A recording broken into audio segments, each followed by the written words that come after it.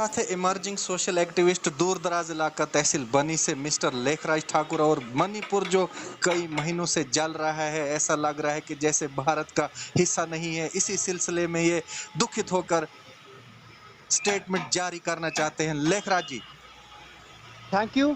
मैं आपका बहुत बहुत धन्यवाद करता हूं कि जो आप हर बात हमारी मसले को उजागर करते हो, और इसी लिए मैं आपके मीडिया के माध्यम से आज भारत गवर्नमेंट को चेतावनी देता हूं कि पिछले 3 महीनों से मणिपुर में इतनी आग लगी है जिसकी कोई हद नहीं है।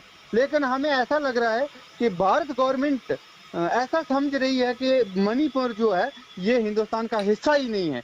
इसको हम जैसे विदेश समझ रहे हैं। ये अपनी हिंदुस्तान की स्टेट को मान ही नहीं रही है भारत गवर्नमेंट। भारत गवर्नमेंट को वहां पे ऐसा एक्शन करना चाहिए था कि वहां का जो चीफ मिनिस्टर है उसको रिजाइन करना चाहिए था।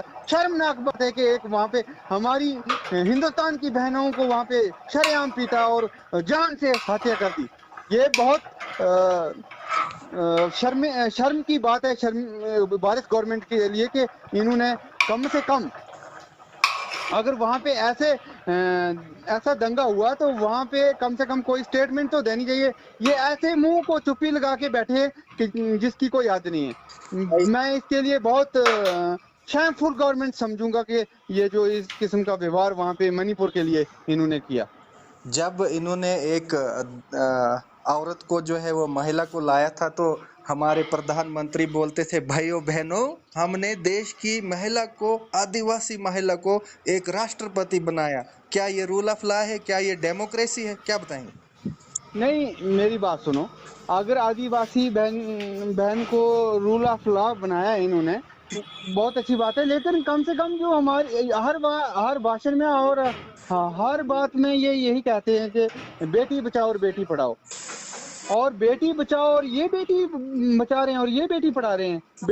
हिंदुस्तान की 2 बेटियों को चुराए पे नंगा करके मारा है, और वहां पे इस किस्म की उनकी हत्या की गई कि जिसकी हम अपनी जवानी से उसको बयान करने के लिए भी शर्मिंदा हो रहे हैं। क्या ये फ्यूचर है हमारी कंट्री का? क्या ये नया भारत है? प्रधानमंत्री के दावे जो अथॉरिटेरियन रजीम है, नया भारत बना रहे हैं, झुकने नहीं देंगे, बिकने नहीं देंगे, बड़े बड़े दावे वादे खोखले ये कर रहे हैं। लेकिन क्या ये ग्राउंड पे कहीं दिख रहा है आपको कि भारतवर्ष में क्या हो रहा है? अनएम्प्लॉयमेंट है, यूथ। ग्राउंड में यही दिख रहा है कि बेरोजगार जो है वो बेरोजगारी बहुत बढ़ रही है। नौजवान लोग जो है अपनी हत्या खुद कर रहे हैं, फांसी के फंदे लगा के हत्या कर रहे हैं। कोई चनाव में डूब के मर रहा है, कोई फांसी लगा के मर रहा है। ये ग्राउंड पे दिख रहा है हमें। और अनएम्प्लॉयमेंट इतनी बढ़ गई है कि जिसकी कोई हद नहीं है। और कुछ आज लोग जो हैं वो 2014 से लेकर आप खुद वो देख लो, आज 2023 जा रहा है। अनएम्प्लॉयमेंट का ग्राफ कहाँ तक पहुंचा है। तो सिस्टम में बैठे लोग जो हैं वो डेलिबरेटली और इंटेंशनली जो है वो ऐसा कर रहे हैं। अगर गवर्नमेंट चाहिए तो गवर्नमेंट के हाथ लंबे हैं, रूल ऑफ लॉ भी स्थापित होगा, ट्रांसपेरेंसी भी आएगी, अकाउंटेबिलिटी भी आएगी। लेकिन सिस्टम में बैठे लोग जो हैं वो पीस नहीं चाहते हैं, डेवलपमेंट नहीं चाहते हैं। ये डेलिबरेटली जो है देखो जी, अनरेस्ट ला रहे हैं। सिस्टम के लोग जो हैं उनको क्या लेना देना। ये मैं खासकर अपनी स्टेट की बात कर रहा हूँ, तो यहाँ पे तो डिक्टेटरशिप चल रही है, कोई किसी की बात नहीं सुन रहा है। हमारी स्टेट नहीं, हमारी स्टेट को तोड़कर और इन्होंने यूटी बनाई है, ये सबसे बड़ी शेमफुल बात है। अब हम दूसरी जगह में भी ये सुनते हैं कि कुछ जो यूटी होती है उसको स्टेट बनाया जाता है, इसको प्रमोट किया जाता है। लेकिन ये हमारी जो इतनी बड़ी स्टेट, इसको एक अलग ही देश माना जाता था। इसको अलग देश मानना जाता था। अलग देश को छोड़कर आप स्टेट से भी हमारा दर्जा तोड़कर यूटी में बदल दिया।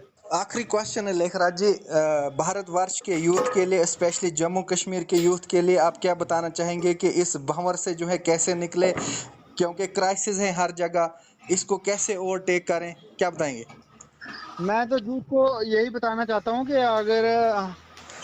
अगर किसी उस पे सफलता पे पहुंचना है तो हमें सबको एक इकट्ठा होकर यूथ के लिए इसका कड़ा सामना करना पड़ेगा हमें।